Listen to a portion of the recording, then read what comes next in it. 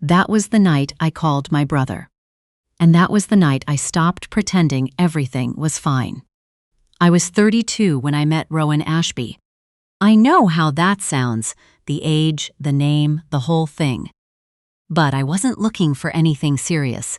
I had just moved back to Toronto after 3 years in Vancouver. I had a new job at an architecture firm downtown, and I was genuinely content for the first time in a long while. I wasn't sitting around waiting for someone to come along and complicate things. He walked into a fundraiser I'd helped organize for a community housing project. He was tall, a little awkward in his blazer, and he was the only person in the room who actually read the project boards instead of just nodding at them politely. We talked for 2 hours. He asked real questions. He had this way of listening where he went completely still, like whatever you were saying actually mattered to him. I thought it was remarkable at the time. I still think it was real. I just think it was also selective. His name was Rowan, and his mother's name was Gloria Ashby. I want you to remember that name. We dated for almost 2 years before he introduced me to his family. I know that sounds like a long time, and it was, but Rowan always had a reason. His mother was traveling.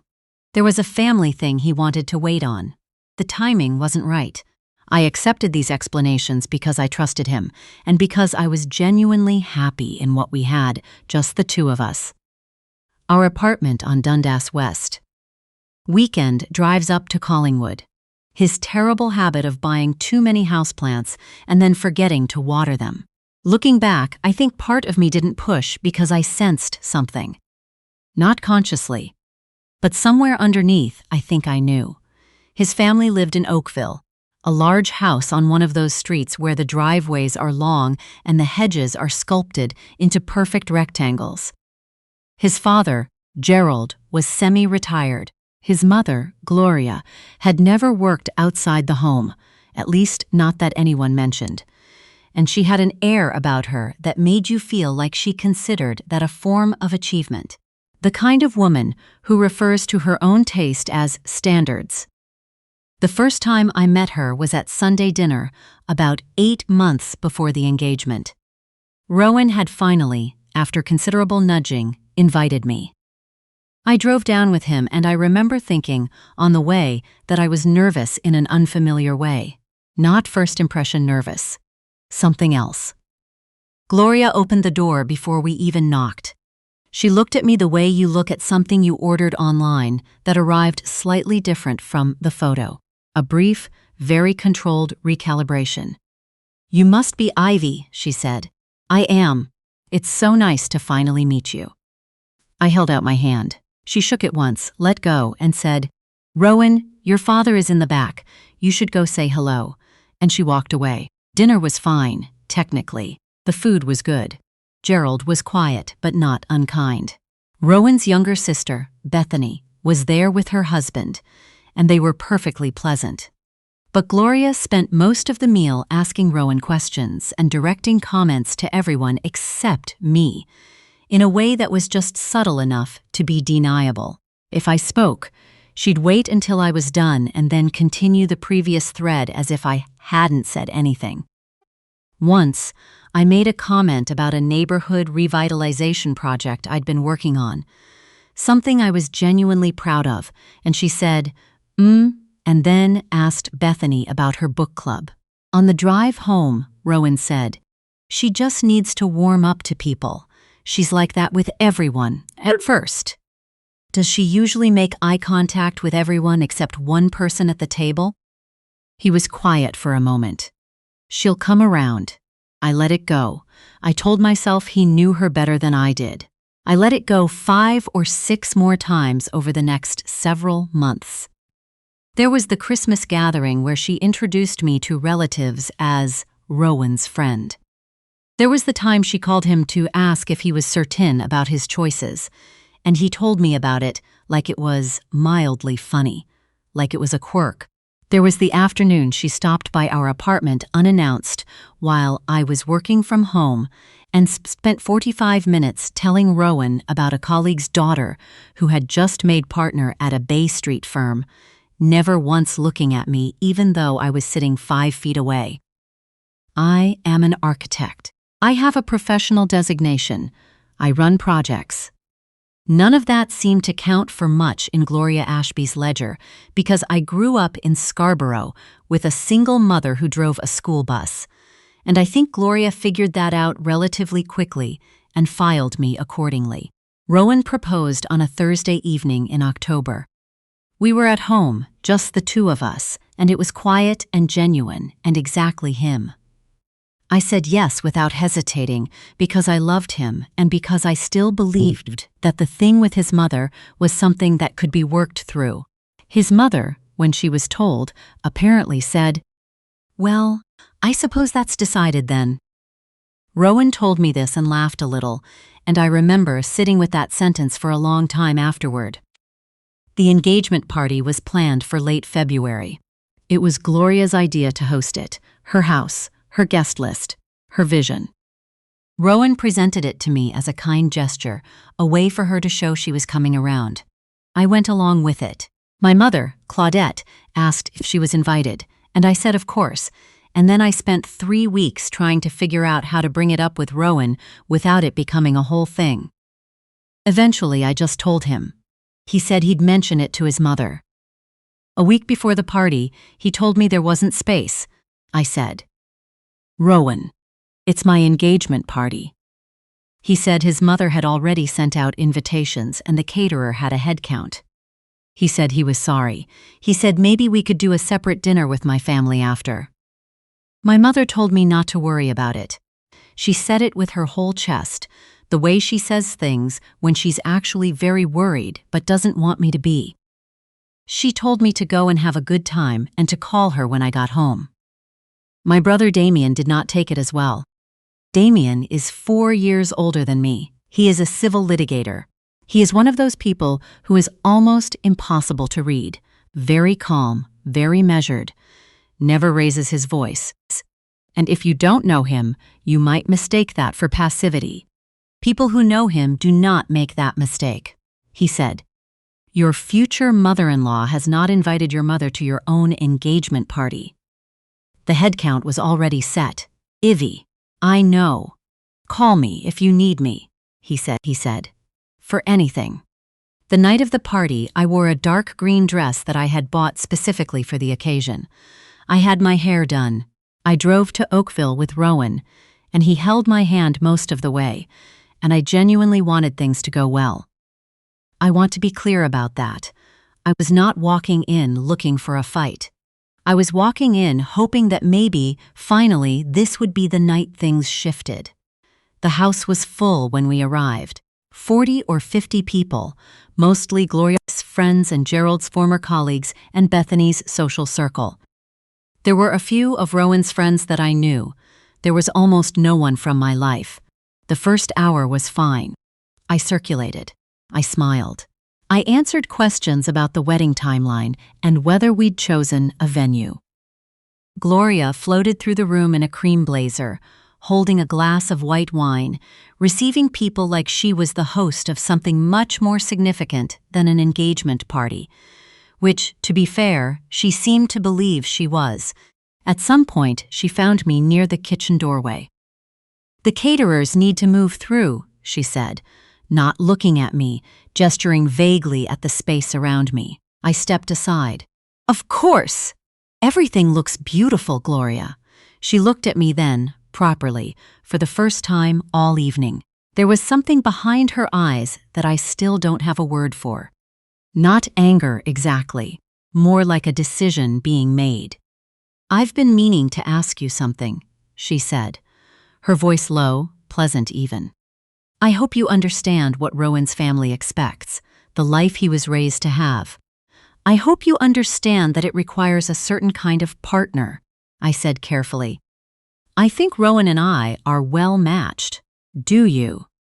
It wasn't a question. We're building something together. That's what matters. She tilted her head slightly. "Your mother drives a bus." I felt the air in the room shift. Or maybe that was just me. She does, I said. She raised 2 kids on her own, and she did it without asking anyone for anything. I'm proud of her. Gloria's expression didn't change. I'm sure you are. She started to turn away, and I actually thought, that was it. That was the end of it. That it had been tense and unpleasant, but survivable. And then she turned back, and she slapped me. It was not a tap. It was a full, open-palmed slap across my left cheek, in the kitchen doorway, with 40-something people in the next room. The sound of it seemed to go everywhere. I heard someone nearby go completely silent. I didn't move. I stood there with my hand raised halfway to my face, and I looked at her, and she looked back at me, and for a second, neither of us said anything, and then she did it again. The second one was harder. I heard Rowan say my name from somewhere across the room. I heard someone else, I still don't know who, say, "Oh my God." I heard the particular hush of a room full of people who have just witnessed something and are waiting to see what happens next. What happened next was that I looked at Gloria Ashby and I said, very quietly, "You will regret that." And I walked out of her house. I sat in Rowan's car in the driveway in the February cold, and I called my brother. He picked up on the second ring. I told him what happened. I gave him the address. I told him I didn't need him to come. He was already putting his coat on while I was still talking. "Stay in the car," he said. "Don't go back in." "Damien, you don't have to." "Ivy, stay in the car." I stayed in the car. Rowan came out about 10 minutes later. He sat in the driver's seat and he looked straight ahead through the windshield and he said, "She didn't mean it the way it looked." I turned to look at him. I took my time. "She hit me twice, Rowan. She's had a lot of wine. She's under pressure about the wedding." "She hit me. I know, and it was wrong. But she's been going through some things, and I think if we just go back in and let the night..." "Is she going to apologize?" He was quiet. "Rowan, is your mother going to come and apologize to me right now?" He rubbed the back of his neck. "She's not great at that. You know how she is. But I can talk to her later, and I think in her way." "Go back inside," I said. "Your guests are waiting." He looked at me like I'd said something surprising. Then he went back inside. I sat in the cold for another 20 minutes. Then Damien pulled up. He knocked on the passenger window. I got out of the car. He looked at my face. You couldn't see much, but my cheek was still warm, and he was quiet for a moment with that particular stillness of his. "You don't have to do anything tonight," he said, "but I'm going to go in. Damien, I'm going to go in and I'm going to have a conversation. That's all." I know my brother. A conversation is a precise term when he uses it. He went inside. I stood in the driveway in the February dark and I listened to the faint sound of the party through the walls. And I thought about my mother, who was home in Scarborough and didn't know any of this was happening. And I thought about the last 3 years and all the times I had told myself it would get better. It took about 15 minutes. Later, Damien told me what happened, though I'd already pieced together most of it from what Rowan told me the following week. Damien had found Gloria in a small group, still holding her wine glass. He introduced himself. She apparently hadn't known I had a brother, or, if she hadn't thought about what that might mean. He asked if they could speak privately. She agreed, probably because she assumed she could manage whatever this was. She could not manage it.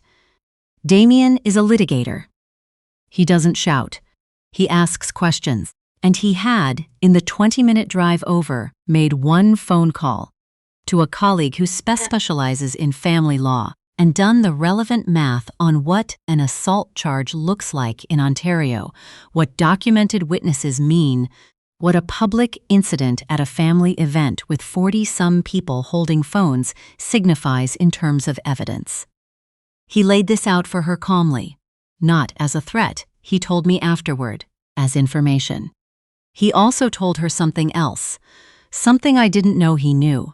3 months earlier, without telling me, Rowan had called Damien. He'd wanted Damien's blessing to propose. Damien had given it, but he had also, in that conversation, asked Rowan plainly about his mother's behavior. Rowan had minimized it. Damien had said quietly that he hoped Rowan understood there would be a point at which he would be expected to act like a partner, not a son, and that this was not a criticism. It was just a fact. Rowan had said he understood. Gloria did not know any of this. She did not know that Damien had been paying attention for months. She did not know he had kept the conversation. She did not know that Rowan had explicitly described some of her behavior in that call, which meant it was documented somewhere in the timeline, in a way that made the "she's been under pressure" defense considerably more difficult.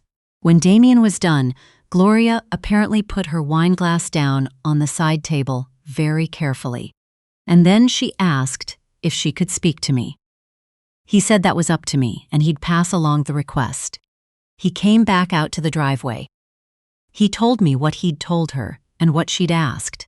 "You don't have to go in," he said. "I know. Whatever you decide is right." I stood there for a moment. I thought about the green dress I'd bought for this party. I thought about the look on her face when she'd said, "Your mother drives a bus." Not cruel exactly, just absolutely certain, the way people are certain when they've never once had that certainty challenged. "I'll go in," I said. She was waiting in the small sitting room off the main hallway. Most of the guests had migrated to the other side of the house.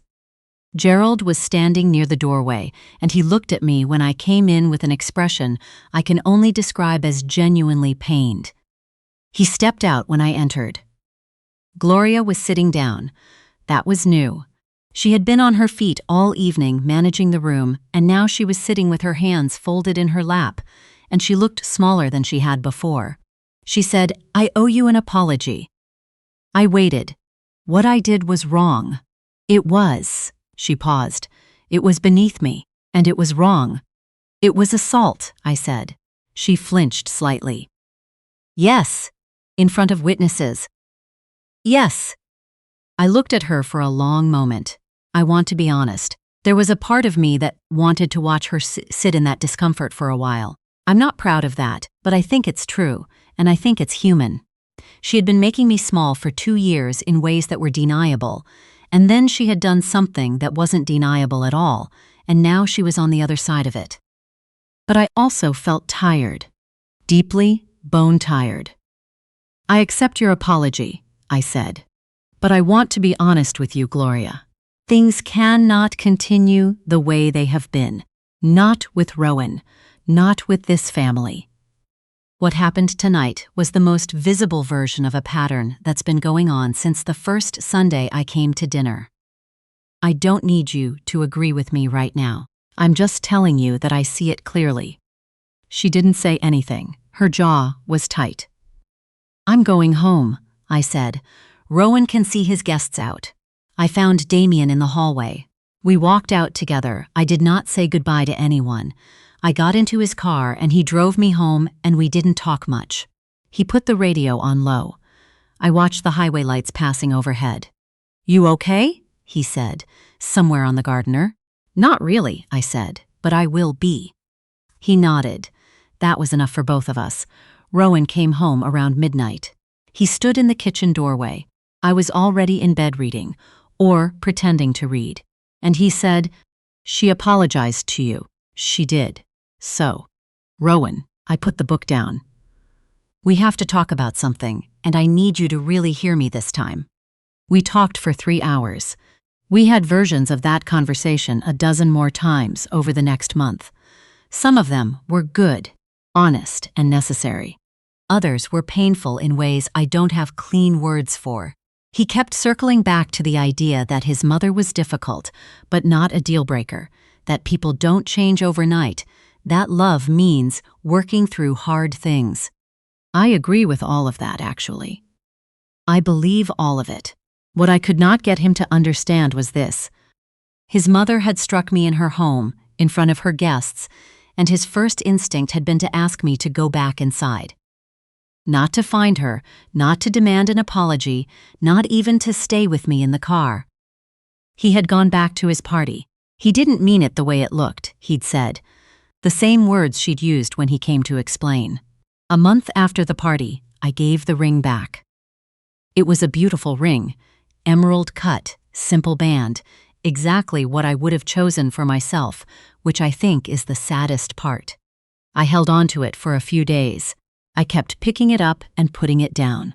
Then one afternoon I put it in the box and I texted Rowan and I said, "I think you should come get this." He cried when he came to pick it up. I cried too.